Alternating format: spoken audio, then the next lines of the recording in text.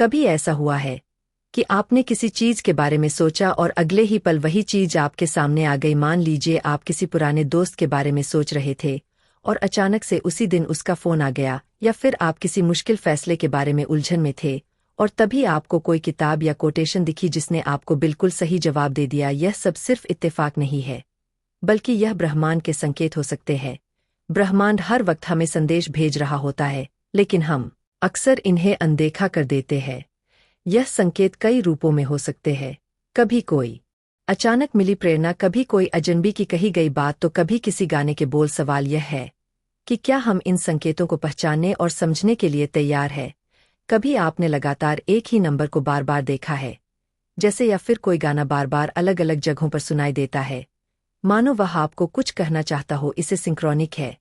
ऐसे संयोग जो केवल इत्तेफाक नहीं बल्कि ब्रह्मांड का संदेश होते हैं। साइकोलॉजिस्ट कार्ल जंग ने सिंक्रोनिक्स कीजिए। आप एक नई जॉब के बारे में सोच रहे हैं और तभी आपको कोई ऐसा व्यक्ति मिल जाता है जो आपको उस क्षेत्र में अवसर के बारे में बताता है, या फिर आप किसी मुश्किल रिश्ते के बारे में उलझे हुए हैं और अचानक कोई फिल्म या किताब आपको वही जवाब दे देती है जिसकी आपको जरूरत थी। ब्रह्मांड इन संकेतों के जरिए हमें सही दिशा दिखाने की कोशिश करता है। बस जरूरत है कि हम अपनी आंखें खोले, ध्यान दें और संकेतों को समझें। क्या कभी आपके मन ने आपको किसी रास्ते पर जाने से रोका है, भले ही आपको कोई ठोस वजह ना समझ आई हो, और बाद में आपको एहसास हुआ कि अगर आपने उस आवाज को सुना होता तो कोई परेशानी टल सकती थी? यही आपकी अंतरात्मा की आवाज हमारे अंदर एक अनदेखी शक्ति होती है जो हमें सही और गलत का एहसास कराती है। वैज्ञानिक भी मानते हैं कि इंसान का दिमाग अवचेतन रूप से चीजों को पहले समझ जाता है, लेकिन हम अपनी तर्कसंगत सोच में उलझ कर इसे नजरअंदाज कर देते हैं। अंतरात्मा की आवाज को सुनने के लिए हमें अपने भीतर के शोर को शांत करना होगा। इसके कुछ तरीके हैं। पहला तरीका मेडिटेशन है।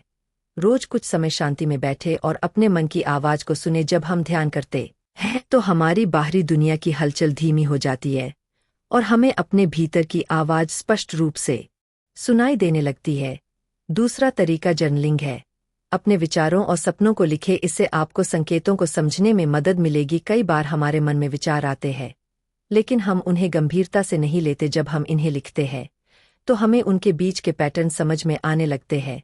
क्या यह चुनौती मुझे एक बेहतर इंसान बना सकती है? क्या यह संकेत है कि मुझे किसी नए रास्ते पर जाना चाहिए? अगर आप इस नजरिए से देखेंगे तो हर चुनौती एक अवसर बन जाएगी। जिंदगी एक है जिसमें उतार चढ़ाव, मुश्किलें और खुशियां सब कुछ शामिल है। ब्रह्मांड हमेशा हमारे साथ है। जय सीता राम हनुमान जी।